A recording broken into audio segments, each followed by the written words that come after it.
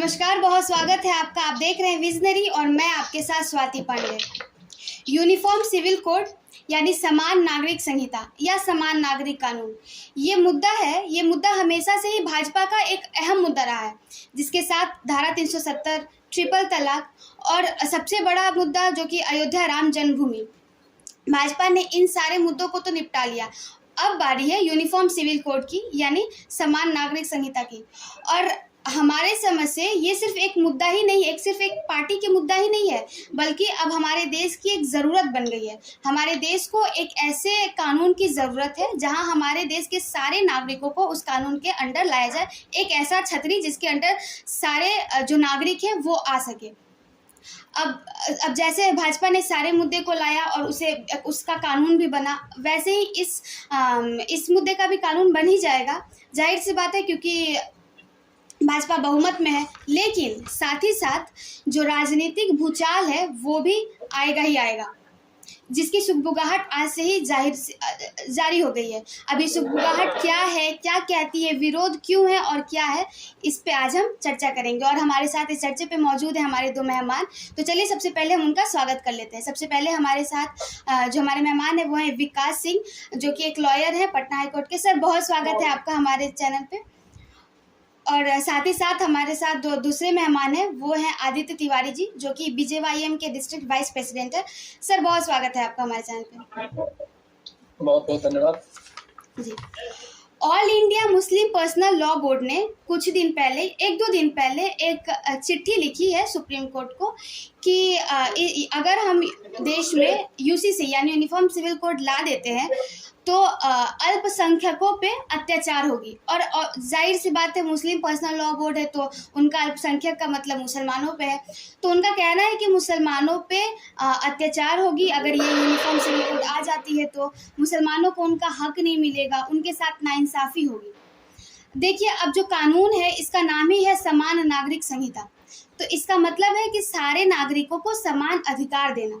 तो आदित्य जी, सबसे पहले मैं इस चर्चा की शुरुआत आपसे ही करूंगी। सबसे पहला सवाल मेरा आपसे है कि कानून कहती है समान नागरिक संहिता, सारे नागरिकों को समान अधिकार देना, तो ये कुछ लोग जो हैं इनके पेट में आखिर इतना क्यों दर्द हो रहा है, ये इसके विरोध में आखिर क्यों आए हैं? देखिए, सबसे पहली बात कि यूनिफॉर्म सिविल कोड अर्थात समान नागरिकता अधिनियम, यह किसी जाति, किसी पंथ, किसी संप्रदाय के लिए नहीं है, वरन यह पूरे भारत के लिए है। और यह एक ऐसा आवश्यक कानून है जिसको लागू करना हमारे देश में बहुत ही आवश्यक है। देखिए, हम बात करते हैं यूनिफॉर्म सिविल कोड की, तो एक देश एक प्रधान एक विधान भारतीय जनता पार्टी के शुरू से यही रीति और नीति है। हम चाहते हैं कि हमारा देश एक हो, हमारा भारत अखंड हो। हम चाहते हैं कि हमारे देश में एक संविधान लागू हो, चाहे हिंदू हो, मुस्लिम हो, सिख हो, ईसाई हो।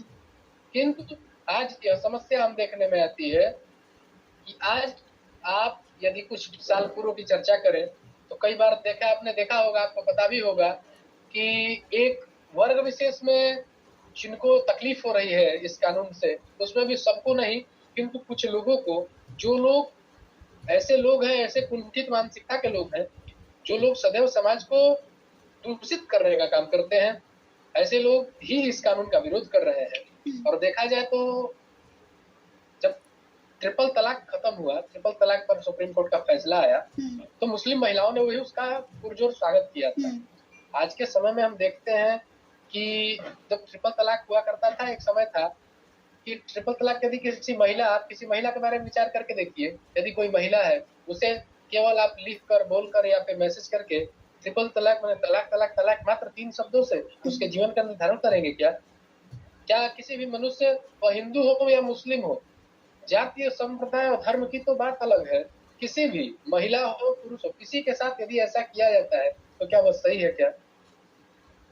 आज हम बात करते हैं यूनिफॉर्म सिविल कोड की, यह कितना आवश्यक है हमारे देश में, इसके बारे में हमें जानना चाहिए। यह धार्मिक स्वतंत्रता के अधिकारों को नहीं छीनता। आपकी रीतियां जो है उनका पालन करिए, लेकिन यदि कानून है तो कानून सबके लिए एक होना चाहिए। यही बात यूनिफॉर्म सिविल कोड के अंतर्गत कही गई है। जी। अब विकास जी, दूसरा सवाल मेरा आपसे रहेगा कि यूसीसी को राजनीतिक एजेंडा बना करके इस देश में पेश किया जा रहा है, तो यूनिफॉर्म सिविल कोड को से क्या फ़ायदे हैं, इसकी क्या नुकसान है, इसे आप संक्षेप में कानून के नज़रिए से हमारे दर्शकों को बताइए।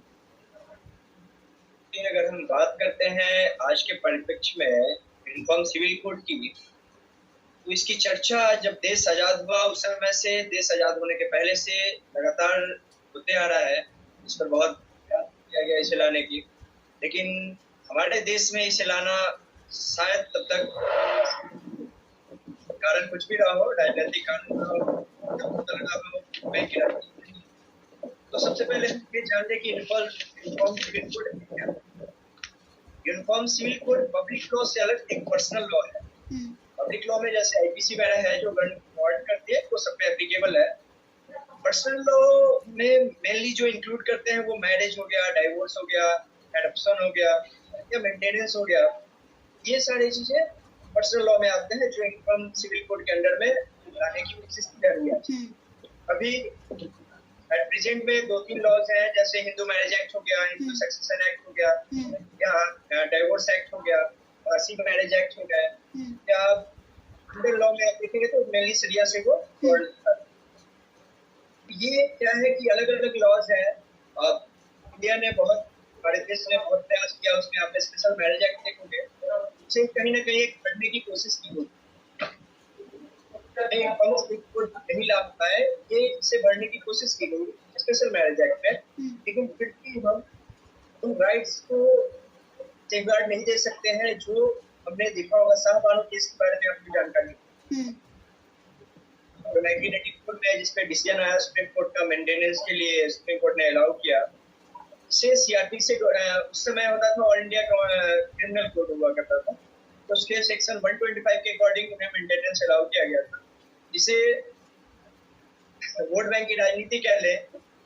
उस समय की सरकार, कांग्रेस की सरकार और राजीव गांधी जी मंत्री हुआ करते थे, उन्होंने उस जजमेंट को ही पलट दिया। और इसके बारे में और पीछे जाएंगे तो हम देखेंगे कि उस राइट्स एंड डाइवोर्स 1986 में लाया गया। ये जजमेंट बदलने के बाद विमेंस की तरफ से लाया, मुस्लिम विमेंस की तरफ से लाया गया, जो विमेंस के लिए बिल्कुल ही नहीं था। इसमें 126 कैबिलिटी को हटा दिया गया कि आप सीआरपीसी के भी एक राजनीति और वोट बैंक की बहुत बड़ी राजनीति थी उस समय की। तो अगर बेनिफिट की बात की जाए तो सिविल कोड लाने से जहां हम सेकुलरिज्म की बात करते हैं, जहां हम राइट्स की बात करते हैं, जहां इक्वल सभी लोगों को हम इक्वल की बात करते हैं, रिलीजियस फ्रीडम की बात करते हैं, तो रिलीजियस फ्रीडम में कभी भी किसी के राइट के इन्फ्रिंजमेंट, किसी के राइट्स पे इन्फ्रिंज करने के राइट किसी को नहीं, तो चाहे कोई कानून हो या किसी कोई व्यक्ति हो। तो इसे महत्वपूर्ण माना जाता है सिर्फ इस कारण से, इसमें महिलाओं को, जैसे यूनिलैटरल डाइवोर्स का सिस्टम है मुस्लिम लॉ में, या मेंटेनेंस से रिलेटेड है, या इनहेरिटेंस से रिलेटेड है, या पॉलीगैमी है, एक से ज्यादा शादी करने की जो प्रथा है, इन सब को महिलाओं को मुख्यतः इसमें जैसे ट्रिपल तलाक को एक कानून के थ्रू एक किसी परेशानी से निजात दिलाया गया है महिलाओं को। ऐसे बहुत सारी परेशानियां हैं जो पर्सनल लॉ के कारण उन्हें झेलनी पड़ती है, और यूनिफॉर्म सिविल कोड उसी का एक बहुत बड़ा एक हथियार बन के और उनकी रक्षा में आ रहा है। मेरा मानना है कि इसके नुकसान से कही है कि वोट बैंक का पॉलिटिक्स नुकसान को दुखता है, नुकसान और किसी को फायदा हो सकता है। जी आदित्य जी, ये जो कानून है इसके विरोध में कहे जा रहे हैं कि ये कानून असंवैधानिक है। ये कानून अगर आ जाती है तो इससे देश की जो सेक्युलरिज्म है वो भंग हो जाएगी। सेक्युलरिज्म जो है वो भंग हो रही है अगर ये कानून आती है तो। और इसके साथ साथ ये भी तर्क दिए जा रहे हैं कि भाजपा नहीं देखिए, सुनिए ये भी तर्क दिए जा रहे हैं कि भाजपा जो तमाम ज़्यादा इम्पोर्टेंट मुद्दे हैं जैसे महंगाई और बेरोजगारी, इन सब मुद्दों पे पर्दा डालने के लिए ऐसे मुद्दे लेकर के आ रहे हैं। जी नहीं देखिए, ये सब एकदम निराधार बातें हैं। भारतीय जनता पार्टी सदैव देश हित में सोचने का काम करती है। देश और राष्ट्र में क्या हो सकता है, अच्छा कैसे हो सकता है, यह हम शुरू से ही सोचते आए हैं। 1951 से बात करें तो भारतीय जनसंघ की स्थापना हुई, उस वक्त भी हमारे यही लक्ष्य हुआ करते थे कि भारत परम वैभव और कैसे पहुंचे।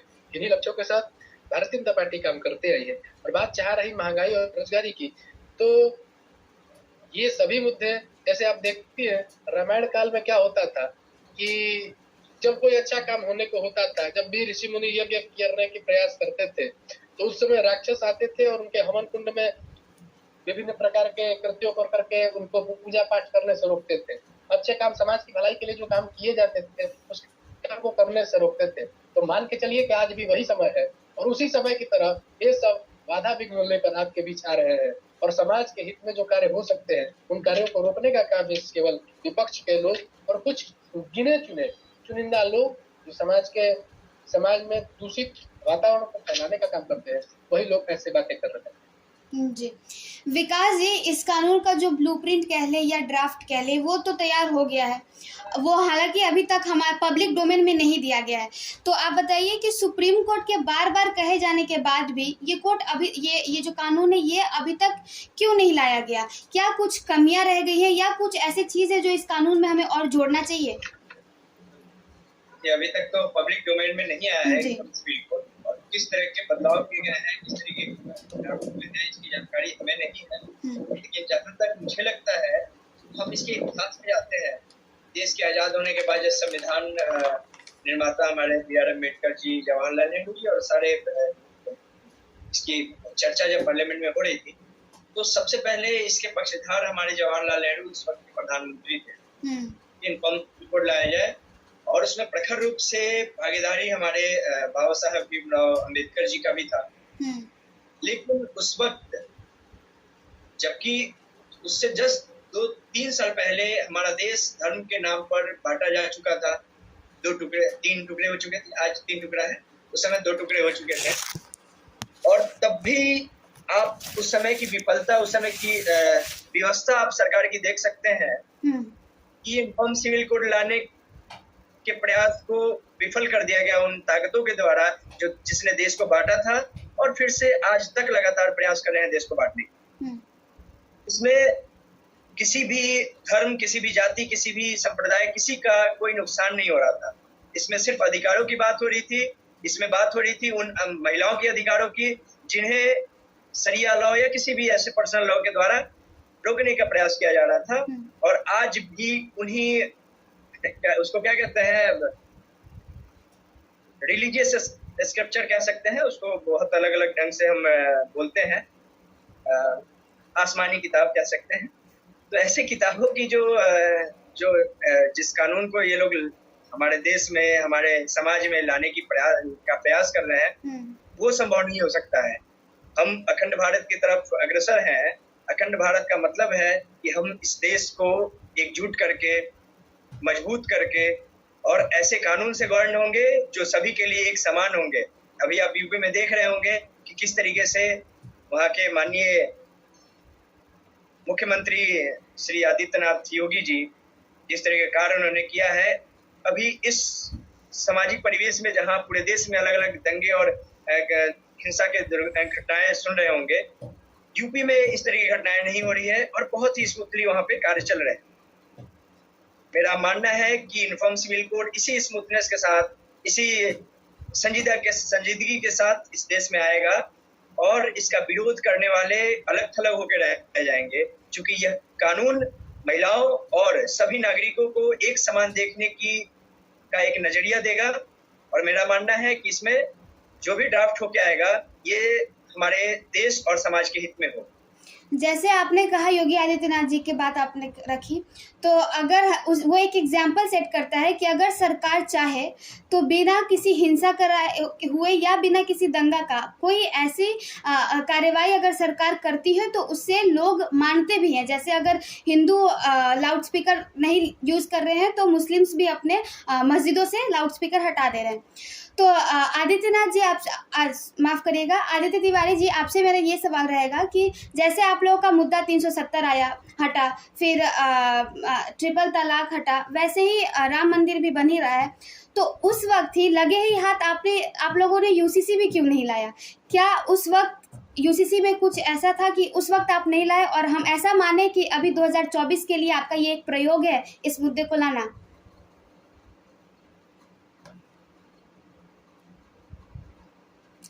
अनम्यूट करिए, आदित्य जी अनम्यूट करिए। देखिए, भारतीय जनता पार्टी की शुरू से ही यह रीति नीति रही है, तो देश हित में जो काम होंगे वो होने हैं। आप बात करती हैं 2014 की। 2014 के बाद भारतीय जनता पार्टी ने अपने मोटो में इसे नहीं, बल्कि 1951 के बाद से ही इसे अपने मोटो में शामिल किया था। और जब भारतीय जनसंघ की स्थापना हुई, उसी काल से हमारे तत्कालीन अध्यक्ष श्री डॉक्टर श्यामा प्रसाद मुखर्जी जी इस स्वप्न को देखे थे। उनके स्वप्न को साकार करने का प्रयास अब की भारतीय जनता पार्टी कर रही है। मैं आपको बता दूं कि जैसा आपने कहा कि ये कब होगा, 2019 के बाद भी हो सकता था। मुझे आपको बताते हुए हर्ष हो रहा है कि यह बहुत ही शीघ्र, जब हमारे देश के यशस्वी तपस्वी कर्मयोगी तपस्वी प्रधानमंत्री श्री नरेंद्र मोदी जी के नेतृत्व में देश की जनता उनके साथ खड़ी है, और हमारे देश के प्रधानमंत्री जी के साथ देश की 135 करोड़ जनता चलने का काम करती है। तो जब हमारे देश के प्रधानमंत्री जी ने ठान लिया है कि यूनिफॉर्म सिविल कोड लागू करना है, तो निश्चित ही निकट भविष्य में यूनिफॉर्म सिविल कोड लागू हो जाएगा। तो यही तो बात विपक्ष भी रख रहे हैं ना, कि जैसे 2014 में आपको आना था तो आपने अयोध्या राम जन्मभूमि का मुद्दा लाया, वैसे ही अब आपको 2024 में आना है, इसीलिए आप यूसीसी का मुद्दा ला रहे हैं। विपक्ष के पास तो और कोई बात करने के मुद्दे हैं नहीं। और रही बात 2024 के चुनाव की, तो 2024 का चुनाव मोदी जी के नेतृत्व में पुनः भारतीय जनता पार्टी की सरकार बनेगी ही बनेगी। ये यूसीसी का मुद्दा चुनाव से कोई भी संबंधित नहीं, ये तो राष्ट्रहित का मुद्दा है, और राष्ट्रहित ही भाजपा सदैव करते आई है और करते रहेगी। इससे चुनाव से संबंधित या व्यक्तिगत लाभ से तो कोई मतलब ही नहीं है। क्योंकि भारतीय जनता पार्टी का यह विचार रहा है कि राष्ट्र प्रथम, संगठन द्वितीय और व्यक्ति अंतिम। अंत में स्वयं इसी धारणा के साथ हम काम करते आए हैं और करते रहेंगे। जी जी, विकास जी, कुछ लोगों का कहना है कि ये कानून भारत में आ ही नहीं सकता है, लेकिन अगर हम देखें तो फ्रांस में, ब्रिटेन में, जर्मनी में, उज़्बेकिस्तान में और ऐसे तमाम और भी देश हैं जहां ऐसा एक कानून है जिसे सारे नागरिकों को मानना पड़ता है, और सिर्फ एक ही कानून के अंदर सारे नागरिक हैं।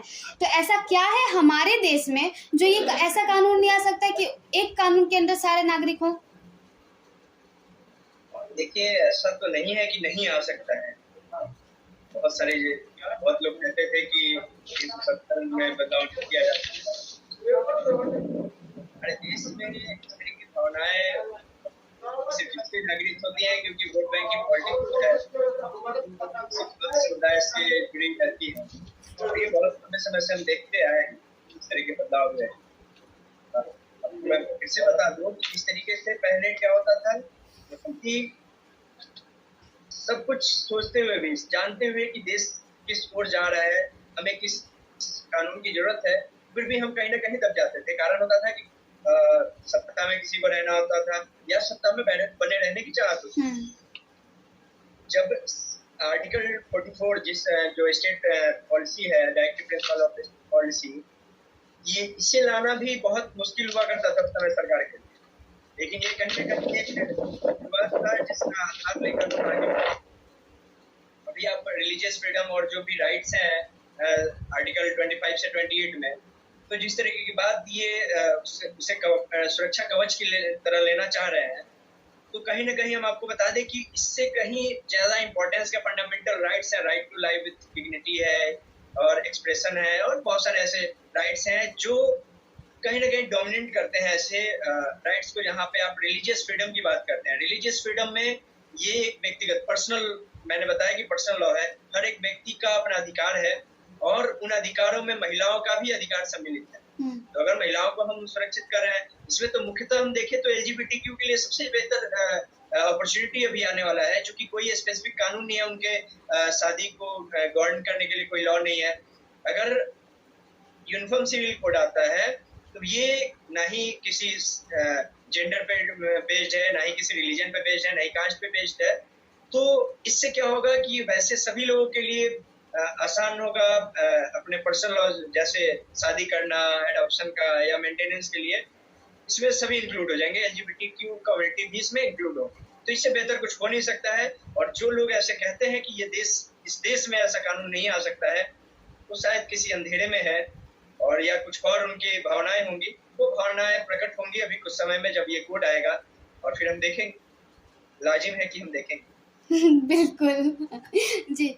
आदित्य जी, आपसे मेरा सवाल है कि एक राजनीतिक तौर पे आप हमें बताइए कि देश के एक वर्ग ने बहुत पहले ही अपना जो पोथी पत्रा ग्रंथ जो था वो उन्होंने उसे त्याग कर ये मान लिया कि चलो अब पार्लियामेंट जो कहती है, जो हमारे देश का जो कानून जो कहता है, हमारा जो सरकार कहता है, हम उसे मानेंगे। तो एक वर्ग ने एक इससे एक्सेप्ट कर लिया, लेकिन वही अगर दूसरे वर्ग की हम बात कर ले तो वो क्यों नहीं इसे एक्सेप्ट कर पा रहे हैं कि उनका अपना ही एक नियम कानून आ जा रहा है, उनके अलग ही बोर्ड रह रहे हैं, उनके अलग ही लॉ रह रहे हैं। तो ऐसा नहीं है क्या कि सरकार अगर कठोर हो तो सारे लोगों को ही ये कानून मानना कोई भी कानून हो वो सारे लोग माने, कहीं ना कहीं सरकार ढीली पड़ रही है, इसीलिए हर जगह से आवाज उठ जा रही है। नहीं नहीं, रही बात ढिलाई की, तो ढिलाई नहीं है। कोई भी कानून होता है तो सबके समर्थन से ही उस कानून को पास किया जाता है।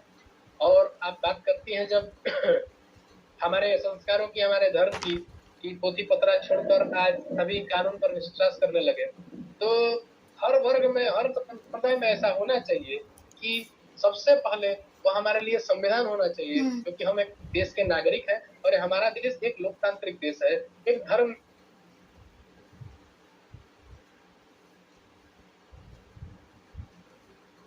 है कि आदित्य जी की नेटवर्क की कोई इशू है, इसलिए स्टॉप हो गया पूरा। चलिए ठीक है, तो दूसरा सवाल मेरा आपसे विकास जी आपसे कर लेते हैं कि देश में हर एक कानून का अपना अपना अलग अलग भूमिका होता है। इस पे लोग जो विपक्ष हैं वो लोगों को, जनता के बीच भ्रम फैलाने लगते हैं, मिस इन्फॉर्मेशन देने लगते हैं कि अगर ऐसा कुछ हो जाता है तो आपके साथ नाइंसाफी होगी, अगर ऐसा कानून आ जाता है, क्योंकि विपक्ष का काम ही है जो केंद्र सरकार है या जो सत्ता पे सरकार है उसका हम विरोध करेंगे। तो लेकिन इस विरोध में वो एक चीज भूल जाते हैं कि जनता जो है वो अगर कल वोट देगी तो कल आपको भी जिता सकती है, तो आप जनता के साथ छल क्यों कर रहे हो? तो आप ये इंफॉर्मेशन वाली जो गैप हो जाती है जनता और सरकार के बीच में, इससे भी भरना होगा। तो आप बताइए कि महिलाओं को कितना इससे फायदा होगा, मुस्लिम महिला, खासकर मुस्लिम महिलाओं को इस ये अगर ये बिल आ जाते हैं तो खासकर मुस्लिम महिलाओं को, मुस्लिम बेटियों को कितना फायदा है, क्योंकि जो इंफॉर्मेशन का जो गैप है इसे हमें भरना होगा। देखिए, जो मिस इन्फॉर्मेशन है, कहीं ना कहीं आपने इसका बहुत बड़ा उदाहरण देखा होगा। जब हमारे देश में वैक्सीनेशन बिल्कुल जी। कराए जाते थे, उस समय जिस तरीके के भ्रम फैलाए गए लोगों को, तो कहीं ना कहीं लोगों के भावनाओं के साथ, लोगों के जीवन के साथ खिलवाड़ करती है विपक्ष, और ये दुर्भाग्यपूर्ण है। हमारे भारत जैसे देश में, जहाँ एक बेहतर अपॉर्चुनिटी है हर उन पॉलिटिकल पार्टीज के लिए कि वो अपने आप को बेहतर साबित कर सकते हैं विपक्ष में रहते हुए भी, और जनता के उम्मीदों पे खड़े उतरने का प्रयास करेंगे और भी हैं। लेकिन कहीं ना कहीं इस तरह की राजनीति जो उन्होंने शुरू की है, ये बड़ा दुर्भाग्यपूर्ण है। और इस पे हम तो कुछ कह नहीं सकते हैं। लेकिन हाँ, अगर हम बात करें कि किस तरह के फायदे हमारे समाज में महिलाओं को भी, देखते होंगे पहले क्या होता था कि जब हिंदू मैरिज एक्ट में भी सक्सेशन का और इसमें आया था, जिसमें महिलाओं को अपने पिता के प्रॉपर्टी से जो हक लेने की ये थी, उस समय भी कहीं ना कहीं कुछ संकीर्ण मानसिकता वाले लोगों ने इसका विरोध किया था। लेकिन मैं ये बहुत ही भाग्यशाली हूँ कि मैं वैसे समुदाय और वैसे धर्म से आता हूँ जहाँ के मेजोरिटी ऑफ पीपल क्या है कि वो इसका समर्थन करते हैं। उसमें महिलाएं तो हैं ही, महिलाओं के अधिकारों की बात हो रही है, पुरुष भी इसमें अग्रणी भूमिका में रहे हैं। लेकिन वहीं हम अगर किसी अन्य समुदाय की बात करें, जिसका बहुत बड़ा उदाहरण आपने देखा कि लगातार 1950 से प्रयास होते आ रहे हैं। आपने 1984 में सुप्रीम कोर्ट के जजमेंट को भी देखा, और फिर भी वोट बैंक की पॉलिटिक्स ऐसी रही। इसमें मैं दोष उन समुदाय की महिलाएं या उन समुदाय के पुरुषों को नहीं देता हूँ। उनमें कुछ छिपे हुए संकीर्ण मानसिकता के जो लोग हैं, जो इस देश को बांटने और तोड़ने का हम लगातार प्रयास करते रहे, और उनसे प्रभावित होने वाले राजनीतिक पार्टियां, जिन्हें लगता है कि वही वोट बैंक की पॉलिटिक्स उन्हें जिता सकती है, उन्हें सरकार में ला सकती है, कहीं ना कहीं उन्हें निचले पायदान पे लाती है। हमारे आज के अपेक्ष में अगर हम यूनिफॉर्म सिविल कोड को देखें, तो इसमें सभी समुदाय, सभी धर्म, सभी जेंडर के लोगों के लिए बहुत बेहतर अपॉर्चुनिटी होगा कि वो सभी अपने अधिकारों को, समान अधिकारों को लेकर आगे बढ़ सकते हैं। सभी महिलाओं को अधिकार होगा अपने जीवन को जीने का, सम्मान के साथ जीने का। सभी महिलाओं को अधिकार होगा प्रॉपर्टी का, जो अपने पिता से लिए जा सकते हैं। सभी महिलाओं को अधिकार होगा मेंटेनेंस का। सभी महिलाओं को अधिकार होगा पॉलीगमी से बचने का। आप देखते होंगे कि किसी अन्य संविधाओं में या किसी अन्य पर्सनल लॉज में प्रोविजन है कि 2, 3, 4 शादियां की जा सकती है। आप उस परिस्थिति को समझिए जिसमें एक महिला कुछ समय के लिए इम्पोर्टेंट होती है किसी व्यक्ति के लिए, और कुछ समय बाद क्या कारण है, क्यों हम पॉलीगमी को बढ़ावा देते हैं, या हमने किसी भी पर्सनल लॉ में इसे सही ठहराया है। आप उस परिस्थिति को समझ सकते हैं कि किसी एक व्यक्ति को हमने अपने जीवन में लाया, और कुछ समय बाद जब दूसरे व्यक्ति को लाने का कारण क्या है, कि उस व्यक्ति का अब इम्पोर्टेंस खत्म हो गया। इम्पोर्टेंस इन द सेंस किस घर के कार्यों में, या शारीरिक संबंधों में, या अन्य जो भी है, या ऐसे जो चीजें हैं, ये उन महिलाओं के लिए कितना घातक होता होगा, उन महिलाओं के मानसिक विकास और मानसिक स्थिति पे क्या असर करता होगा, ये आप समझ सकते हैं। दूसरी बात, हम LGBTQ कम्युनिटी के लिए देख रहे हैं कि आजकल लगातार प्रयास किए जा रहे हैं कि उनके अधिकारों को कैसे हम संरक्षित करें। लेकिन सब कुछ करने के बाद हम कोई कानून ऐसा नहीं ला पाए हैं जिससे उनके अधिकारों को हम संरक्षित कर पाए। तो उसमें ये एक अलग रिमार्केबल एक स्टेप होगा यूनिफॉर्म सिविल कोड उनके लिए, और उनके जीवन के लिए एक बहुत ही बड़ा, उनके जीवन में बदलाव का एक बहुत बड़ा एक कदम होगा। और मुझे पूरा विश्वास है कि आने वाले समय में जब इसे इंट्रोड्यूस किया जाएगा इस बिल को, तो पूरे देश से अलग तरह की समर्थन की लहर आएगी, ये मेरा मानना है। और मैं अपेक्षा करता हूँ अपने सरकार से कि वो आज जिस अपेक्षा के साथ, जिस कॉन्फिडेंस के साथ हम बोल रहे हैं कि लोगों का समर्थन आएगा, वैसा बिल सरकार लाए, जनता के हित में लाए। ये हमारी अपेक्षा होगी सरकार से। हमारे दूसरे मेहमान जो आदित्य तिवारी जी थे, लगता है उनका कुछ नेटवर्क इशू हुआ है, इसलिए वो बीच में ही चले गए। चलिए अब हमारा मुद्दा, हमारी जो चर्चा है वो इसे अब हम समाप्त करते हैं। विकास जी, बहुत धन्यवाद, आप को बहुत ही अच्छी तरीके से समझाया। अब जो दर्शक है वो हमारे वीडियो को देखेंगे, उन्हें समझ आ जाएगा कि जो कुछ लोग जो आपके समाज में बैठे हैं, आपके समाज को तोड़ने के लिए, वो बस अपना एजेंडा चला रहे हैं, अपना दुकान चला रहे हैं। उनके बहकावे में नहीं आना है। आपको खुद से समझना चाहिए कि समान नागरिक संहिता मतलब आपके सारे अधिकारों को, सारे नागरिक को एक जैसा अधिकार देने की बात की जा रही है। तो सर, बहुत बहुत धन्यवाद आपका, आपने हमें अपना टाइम दिया। बहुत बहुत धन्यवाद। और अंत में बस यही कहना चाहूंगा कि अपेक्षाएं हैं और उस पर हम चर्चा कर रहे हैं। यूनिफॉर्म सिविल कोड की जो अपेक्षाएं, उस पर ही चर्चा कर रहे हैं। तो थोड़ा सा हमें और इंतजार करना चाहिए बिल आने का, और तब तक के लिए हम लोग धन्यवाद।